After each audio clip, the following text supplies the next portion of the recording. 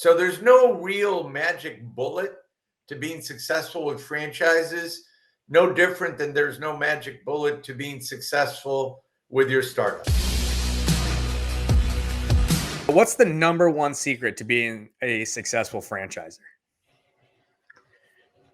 As a serial entrepreneur who's created and built multiple businesses in my lifetime, the best advice I ever got from a mentor of mine many, many years ago is there's really no secret sauce other than hard work.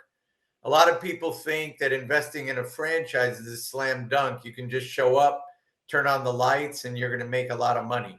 Franchise businesses are like any business. They come with a much greater chance to succeed. But when you launch it, you have to work hard, focus on what the franchise group has already trained you to do, and get after it. So there's no real magic bullet to being successful with franchises, no different than there's no magic bullet to being successful with your startup. So hard work, discipline. What's the second secret? Utilize a very important resource that comes with franchise ownership.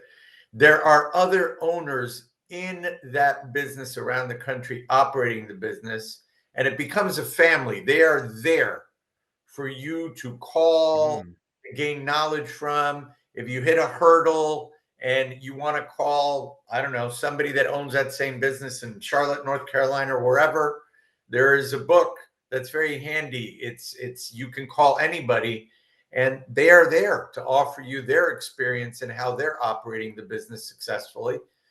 So that's a secret. That's a big secret. You're not alone when you build a franchise business. You have a corporate entity and other owners already operating that business that you can tap into. So you also buy into a network of people Correct. that are doing extremely the same thing that you're doing essentially, and they're able to mentor, guide, lead you, problem solve with you certain, situations and challenges that arise. Yeah, I mean, to that extent, even when I'm working with clients, one of my biggest advices as they are exploring opportunities that I may present to them is make sure that you validate yourself, these businesses. Ask the company to provide you with the names and contact information, and legally they must do that. All franchises are regulated by the Federal Trade Commission, and franchise companies must facilitate for you to be able to talk to other owners within the system. And what I tell my clients is talk to somebody that's been there for years. Talk to a top performer. Talk to somebody that's kind of performing okay, but not great. And ask them whatever you want before you invest $1 of your hard-earned money. What makes a franchisor and a franchisee successful?